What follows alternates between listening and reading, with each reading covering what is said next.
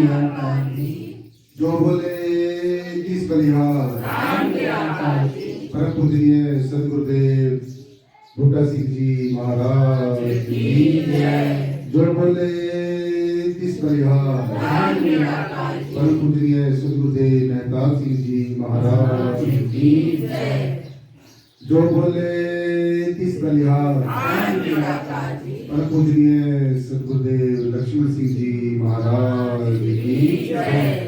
जो बोले तीस बलिहार परम पूजनीय सदगुरुदेव प्रीतमनाथ जी महाराज की जय। जो बोले तीस बलिहार सर्व संत समाज की जय।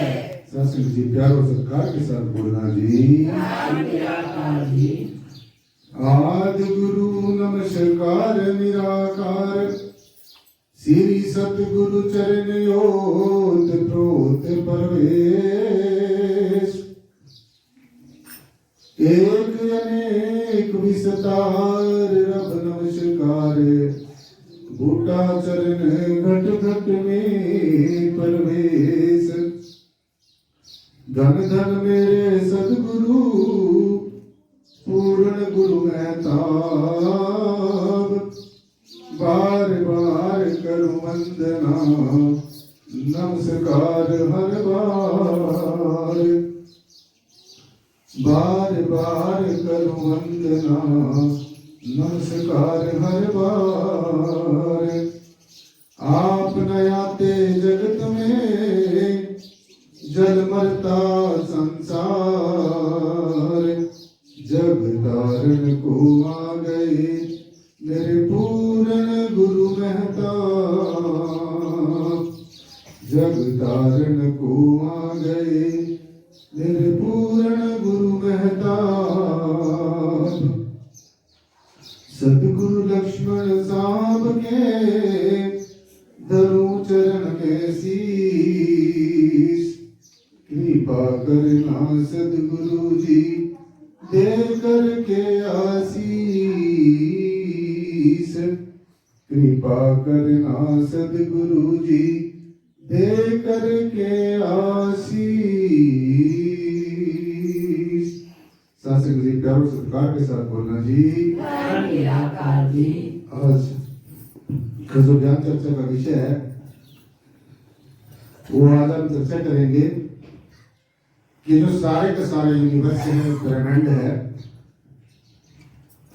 जो दो विशेष शक्तियां इसके अंदर काम करती हैं और वो कौन कौन है। एक जड़ है और दूसरा चेतन है। आज की ज्ञान चर्चा को सबने पूरी तवज्जो के साथ शुरू करना है क्योंकि अध्यात्म के अंदर इन दोनों चीजों की विशेष और अहम भूमिका निभाते हैं। सो जड़ और चेतन, पहले हम ये समझने की कोशिश करेंगे कि जड़ क्या है। ये जो पांच के पांच तत्व हैं साथ संगत जी, पृथ्वी है, जल है, वायु है, अग्नि है, आकाश है। ये पांचों के पांच तत्व जड़ हैं जब तक इनके अंदर चेतन नहीं है। सो ये सारी की सृष्टि, ये सारी की सारी कायनात, ये परमेश्वर की सल्तनत, ये सारी क्रिएशन ये जड़ के और चेतन के संयोग से मिलन से प्रकट होती है। तो सब जड़ का और चेतन का संयोग होता है तब ये सारी की सारी प्रकृति प्रकट हो जाती है। और जब जड़ अलग होता है, चेतन अलग होता है, जड़ में जड़ समा जाता है और चेतन का जो अंश रूपी आत्म तत्व है वो चेतन में समा जाता है। जड़ जड़ में और चेतन चेतन में। तो इसी तरीके से अनादिकाल से ये क्रम इस प्रकृति के अंदर, इस यूनिवर्स के अंदर, ब्रह्मांड के अंदर अनवरत चला आ रहा है। सो आज हमने यही बात समझनी है कि हम अगर जड़ को अहमियत देते हैं, इंपॉर्टेंस देते हैं तो हम जड़ हो जाएंगे। और अगर हमारा ध्यान चेतन की तरफ चला जाता है, हम अपने आप को चेतन समझेंगे तो हम क्या हो जाएंगे? चेतन हो जाएंगे। जड़ का ध्यान करने से जड़ हो जाएंगे और चेतन का ध्यान करने से चेतन हो जाएंगे। और आपका ध्यान अगर जड़ की तरफ चला गया तो आप फिर कभी भी चेतन अपने आप को नहीं जान सकेंगे। अगर आपका ध्यान संसार की तरफ चला गया तो फिर आप निराकार को नहीं जान सकेंगे, क्योंकि अगर हमारा ध्यान संसार की तरफ चला गया, संसार के रिश्ते नाते सगे संबंधियों के हम मोह पास में फंसे रहे, संसार के रंग रूप और आकार का जो आकर्षण है, विकर्षण है, आसक्ति है, लगाव है, इसमें फंसे रहे, संसार की उपाधियों और उपलब्धियों में फंसे रहे, संसार के लेन और देन में फंसे रहे, संसार की जड़ चीजों को संचय करने में, संग्रह करने में फंसे रहे, तो मैं ये कह सकता हूं कि कभी भी हमारा ध्यान चेतन की तरफ नहीं जाएगा। हमारा ध्यान अगर जड़ की तरफ चला गया, संसार की तरफ चला गया, तो हमारी पीठ निराकार की तरफ हो जाएगी। और अगर हमारा ध्यान निराकार की तरफ चला गया, चेतना की तरफ चला गया, अपने परम चैतन्य स्वरूप की तरफ चला गया, अपने परम मौन स्वरूप की तरफ चला गया, अपने परम शांत स्वरूप की तरफ चला गया और अपनी एग्जिस्टेंस की तरफ चला, अपने है पने के साथ चला गया, तो फिर हमारा ध्यान कभी भी संसार की तरफ नहीं जाएगा। इसलिए आप संसार में रहें, लेकिन संसार आपके अंदर ना रहे। जो नौका है, नाव है, वो पानी में रहे, लेकिन नौका के अंदर पानी ना जाने पाए। अगर नौका के अंदर एक छोटा सा सुराख भी हो गया, उसी के माध्यम से पानी नौका में चले जाएगा, नाव में चला जाएगा और धीरे धीरे वो नाव क्या हो जाएगी, डूब जाएगी। ठीक इसी प्रकार से अगर हम विकारों में ग्रस्त रहे, अगर आप अपने ही बनाए हुए विचारों में ग्रस्त रहे, जो हमारे अंतर में हर समय विचारों की उथल पुथल हो रही है, अगर इसमें ही फंसे रहे, तो फिर हमारा परमेश्वर को जानने का, परमेश्वर को पहचानने का, निराकार ब्रह्म में आत्म स्थित होने का, आत्म प्रकट होने का, ठहरने का, अपने आप में स्थित होने का जो सपना, वो साकार कभी भी नहीं हो सकेगा। इसलिए जैसे एक म्यान में दो तलवारें नहीं समा सकती हैं, समा सकती हैं? नहीं समा सकती। अगर आप ये समझ के बैठे हैं कि एक म्यान में दो तलवारें रह जाएंगी, तो मैं समझता हूं ये कभी सपने में भी संभव नहीं हो सकता है। ठीक इसी प्रकार से हमारा जो मन है, हम इसको एक ही तरह की फील दे सकते हैं। या तो आप इसको पॉजिटिव अप्रोच इसकी हो जाएगी, हम इसको पॉजिटिविटी में रद्द कर लेंगे, पॉजिटिविटी की तरफ इसका जो मुख मोड़ लेंगे, तो फिर ये कभी भी नेगेटिव में नहीं जाएगा। अगर हमारा दृष्टिकोण पॉजिटिव हो जाएगा, तो फिर हमारा दृष्टिकोण नेगेटिव नहीं होगा। और हमारा पॉजिटिव दृष्टिकोण होने के साथ साथ पॉजिटिविटी जितनी हमारे अंदर, सकारात्मकता जो हमारे अंदर जितनी भी इकट्ठी होती रहेगी, उतना ही साथ संगत हमें सुकून मिलेगा, शांति मिलेगी, आनंद मिलेगा, और जो संसार की आसक्ति है, आकर्षण है, विकर्षण है, वो धीरे धीरे समाप्त होता चला जाएगा। क्योंकि हमारे मन को कुछ ना कुछ जरूर चाहिए। अगर आप इसको पॉजिटिविटी नहीं दोगे, आप इसको सकारात्मक विचारों से भरपूर नहीं करेंगे, इसमें सकारात्मक विचार नहीं क्रिएट करेंगे, तो ये अपने आप ही जो नेगेटिव विचार है, इसके अंदर नेगेटिव विचार आने शुरू हो जाएंगे। जैसे हम एक पौधा लगाते हैं, एक छोटी सी उदाहरण है, नित्य प्रति आप देखते हैं। मैं आपको वेदों, शास्त्रों, ग्रंथों, उपनिषदों के संस्कृत के श्लोक या और दाएं बाएं की बातें इसलिए नहीं सुना रहा हूं कि वो अपनी समझ से बहुत दूर की बातें हैं, परे की बातें हैं। वो आप अपने घर भी पढ़ सकते हैं। यहाँ पर तो इन विचारों का विश्लेषण करने के लिए आप आइए, अपनी नेगेटिविटी को समाप्त करने के लिए और पॉजिटिविटी को संग्रह करने के लिए आइए। सत्संग का मतलब ही यही होता है। जैसे हम एक वृक्ष लगाते हैं, तो वृक्ष ही लगाते हैं, उसके आसपास जो खरपतवार पैदा हो जाता है, वो तो हम नहीं लगाते ना, लगाते हैं। जो घास फूस अपने आप ही पैदा हो जाता है, वो कहां से आ जाता है? ये जो प्रकृति का एक फंडामेंटल है, एक सिद्धांत, एक सूत्र है, जहां पर आपने इसको उसको किसी तरीके से भर दिया तो वो ठीक है, अदरवाइज दाएं बाएं से जो अननेसेसरी इसके अंदर चीजें हैं वो उस चीज को उसको जगह को घेर लेंगी। तो ऐसा ही होता है, पौधे के आसपास खरपतवार स्वतः ही पैदा हो जाते हैं। ठीक इसी प्रकार से अगर हम अपने मन को पॉजिटिविटी नहीं देंगे तो मन के आसपास हमारे खरपतवार पैदा हो जाएगा। वो खरपतवार कौन सा है? जैसे बाहर घास फूस होता है, अंदर क्या होगा? ईर्ष्या हो जाएगी, द्वेष हो जाएगा, नफरत हो जाएगी, आत्मग्लानि हो जाएगी। और सबसे खतरनाक जो चीज है जिससे आपने सबने बचना है, आज सारे समाज को, सारी मानवता को इस प्रवृत्ति से बचने की जरूरत है। आज आप देख रहे हैं कि चारों तरफ कैसा माहौल हो रहा है। तो मैं समझता हूं कि हमने अपनी जो प्रवृत्ति है, वृत्ति है, अप्रोच है, उसको बदलने की जरूरत है। कोई बदले या ना बदले, हम अपने से शुरू करें। अगर मैं बदलूंगा, मुझे देखकर आप बदलेंगे, आपको देखकर आपका परिवार बदलेगा, अपने परिवार को देखकर आपका आसपास के लोग बदलेंगे, आपके आसपास के लोगों को देखकर समाज में परिवर्तन आएगा। तो इसलिए हमने शुरुआत है, ये नहीं देखना कि वो नहीं बदल रहा है, हमें अपने से शुरू करनी है।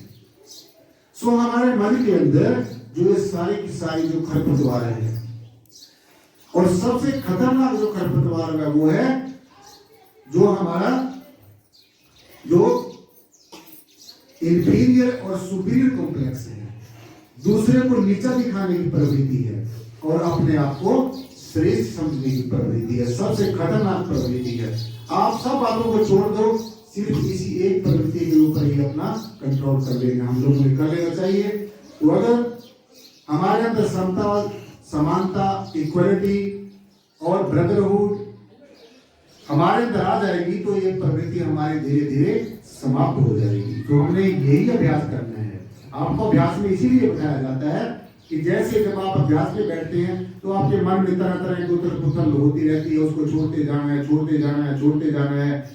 इसलिए जो चहुमुखी जो ब्रह्मांडी मन है, क्योंकि मन हमारे पिंड में भी है और ब्रह्मांड में भी है।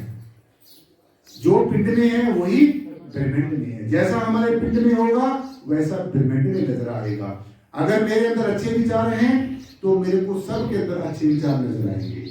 अगर मैं अच्छा बनने की कोशिश करूंगा तो आप भी अच्छा बनने की कोशिश जरूर करेंगे। तो इसलिए ये जो आध्यात्मिक ज्ञान है, इसकी यही मान्यता होती है कि जो इसमें माहिर हो जाता है, जो इसमें परिपक्व हो जाता है, उसके जीवन की दशा भी बदलती है और दिशा भी बदलती है, दोनों बदलती है। बाहर का रूपांतरण भी होता है और अंदर का रूपांतरण भी होता है।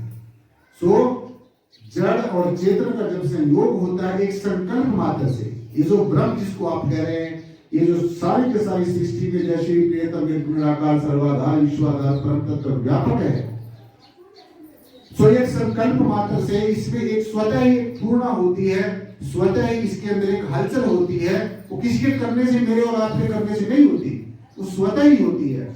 जब भी अपनी सृष्टि को बैलेंस करता है तो इसके अंदर एक पूर्णा होती है। अगर आपको मौका मिले तो आप महायोगी गोरक्ष पुराण पढ़ के देखना, उसके अंदर एक शब्द आता है कि सबसे पहले इस सृष्टि के ऊपर यहां पर क्या था। देखो, थोड़ा सा हमने बड़ा गहराई में जाने की जरूरत है, और जब तक हम गहनता से किसी बात का विचार नहीं करेंगे, उसके मूल तत्व को नहीं समझेंगे, तो तब तक हमारे ये बात समझ में नहीं आएगी। जब तक हम बीज को नहीं समझेंगे तब तक जो विराट जो वृक्ष है वो हमारी समझ में कभी नहीं आएगा। तो गोरक्ष पुराण में एक बात आती है कि सबसे पहले यहाँ पर क्या था। What was here in this universe at the very primitive stage? When जब यहाँ पर ये पृथ्वी नहीं थी, when in the universe there were no तत्व, कोई पृथ्वी नहीं थी, कोई वायु नहीं थी, कोई आकाश नहीं था, कोई अग्नि नहीं थी, कोई जल नहीं था, तब भी यहाँ पर कुछ ना कुछ जरूर था। कल हम अपने जो डॉक्टर साहब बैठे हैं, हमारे बहुत ही परमादरणीय डॉक्टर साहब अपने महेश चंद्रा जी, जो अभी आपको अपने एक स्पिरिचुअल डिस्कोर्स देके गए, हम उनसे यही बात कर रहे थे कि वो जो गॉड पार्टिकल है वो क्या चीज है, वो न्यूट्रॉन, प्रोटॉन, इलेक्ट्रॉन के बारे में, क्योंकि वो साइंटिस्ट है, उन्होंने इस चीज का अध्ययन बहुत अच्छे तरीके से किया है। लेकिन जब ये इलेक्ट्रॉन, प्रोटॉन, जो भी फिजिक्स, केमिस्ट्री, भाई तत्व ही नहीं थे, खोज करने वाला ही नहीं था। अगर तत्व नहीं थे तो इंसान भी नहीं था, अगर इंसान नहीं था खोज किसकी करेगा? और अगर किसी खोज ही नहीं करेगा तो फिर बताएगा किसको क्या?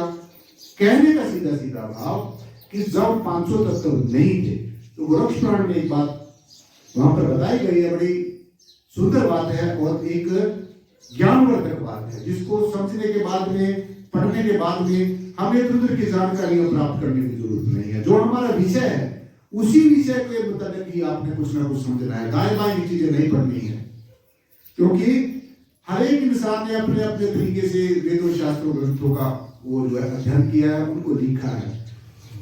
वाणी में एक बात आती है, जेता जेता जाना तेता तेता बखाना। जितना जिसने जाना है उतना ही उसने बखान कर दिया है। मेरा उद्देश्य उस दीवार तक पहुंचने का है।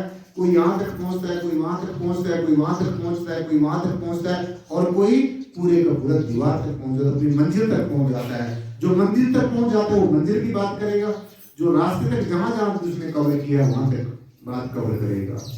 तो इसलिए गोरक्ष पुराण में ये बात बताई गई कि ध्यान से सुनना प्लीज। आदि में शून्य, सबसे पहले क्या था यहाँ पर? शून्य था, और शून्य से ही हमारे जो साइंटिस्ट लोग हैं वो इस बात को कहते हैं कि शून्य से स्टडी शुरू होती है। आदि में शून्य, शून्य में ओंकार। सबसे पहले शून्य ये निराकार ब्रह्म, उसके बाद क्या होता है? इसी के अंदर ही ओंकार रूपी ध्वनि पैदा होती है, जिसको हम ध्वनात्मक नाम, कल भी मैंने आपको बताया था।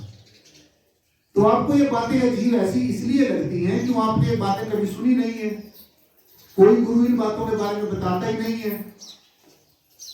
बहुत रेयर एंड रेयरेस्ट गुरु ऐसे हैं, क्योंकि बताया ना कि अर्जुन अनेकों गुरु पहले थे, अब हैं, आगे रहेंगे, लेकिन जो तत्वदर्शी सदगुरु है, जो मुझे तत्व से जानता है, बस शर्त ये है, ऐसा सदगुरु हमारे जीवन में आना चाहिए, जो परमेश्वर को तत्व से जानता हो, जो परमेश्वर को जिसने देखा हो, जिसने जाना हो, जिसने पहचाना हो। जिन जानो तिन दियो जनाई, जिन तुम ही जाना तुम ही हो जाए। जो जिसको जानता है वैसा ही हो जाएगा, जो संसार को जानता है संसार में रहेगा, वो संसार को ही अच्छा बताएगा। अब कई लोग ये कहते हैं कि तो संसार से परे कुछ नहीं है। हाँ भाई, आपने नहीं समझे तो वो भी आपके लिए ठीक है। तो इसलिए ये हमें भली भांति समझ लेना चाहिए, खासकर जो इस क्लास में आप लोग पढ़ते हैं।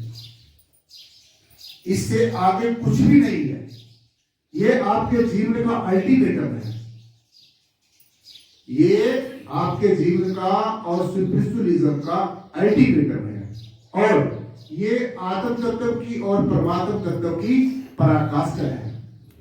ये this is the ultimatum, first and the last and the foremost goal of our spiritual life, and this is the absolute and complete definition of Param Tattva, and you say in other words Atma Tattva. So Atma Tattva or Paramatma Tattva is such a supreme power, is such a supreme natural power which cannot be divided into parts, which cannot be superseded, which cannot be overruled, and which cannot be overpowered with the help of any internal and external power. This is the absolute and complete definition of Atma Tattva, and you say in other words Param Tattva. So यही यहाँ पर इस class में यही आपको पढ़ाया जाता है। देखो, आपको ज्ञान दिया जाता है कि जो ब्रह्म है इसको अग्नि जला नहीं सकती, पानी गला नहीं सकता, हवा उड़ा नहीं सकती, और अस्त्र शस्त्र काट नहीं सकता। तो जो मैंने आपको परिभाषा बताई, हमारा जो ये ज्ञान है, ये जो ब्रह्म का ज्ञान है, ये हर एक तरीके से पूरा उतरता है। कहते हैं ना, ज्ञान भी पूरा है, सदगुरु भी पूरा है, और साथ संगत भी पूरी है, तो फिर अधूरा क्या रह गया है? अधूरे को पूरा किया जा सकता है, जो इनकम्प्लीट है उसको कंप्लीट किया जाता है, लेकिन जो पहले ही कंप्लीट है इसमें ना कुछ जोड़ा जा सकता है और ना इसमें से कुछ घटाया जा सकता है, ना प्लस किया जा सकता है, ना इसमें माइनस किया जाता है। बिकॉज दिस परम तत्व, दिस निर्गुण निराकार परम तत्व is very much complete and absolute in its own way and from every point of view. ये हर एक तरीके से परिपूर्ण है। सो इसलिए साथ संगत जी ये कहा गया कि आदि में शून्य है। सबसे पहले क्या है? ये निराकार ब्रह्म है, शून्य है। शून्य से सब कुछ उत्पन्न होता है, इसी निराकार ब्रह्म से सब कुछ पैदा होता है, इसी के अंदर अपनी क्रीड़ा करता है और अंततः इसी के अंदर विलय हो जाता है। ये हमारे जीवन की एक जीवन लीला है, ये हमारे जीवन की क्रीड़ा है और ये अनादिकाल से ऐसे ही चली आ रही है। इसलिए आदि में शून्य, शून्य में ओंकार, फिर इसके अंदर ओंकार रूपी ध्वनि पैदा होती है, ध्वनात्मक नाम पैदा होता है। पैदा क्या होता है? पहले ही हो रहा है, बस ये हमें इसका पता नहीं है। जब हमारे जीवन में ब्रह्म ज्ञानी तत्वदर्शी आत्म वेता सदगुरु का आगमन होगा तो हमें ये बातें बाखूबी वो खोल खोल कर बता देगा। और जब तक आपका जीवन ऐसा नहीं होता तो आपने ये समझ लेना चाहिए कि यहाँ पर आना जाना आपका सार्थक सिद्ध नहीं होगा। इसलिए बहुत मेहनत करने की जरूरत है, बहुत ही मेहनत करने की जरूरत है, बहुत आपको प्रयास करने की जरूरत है।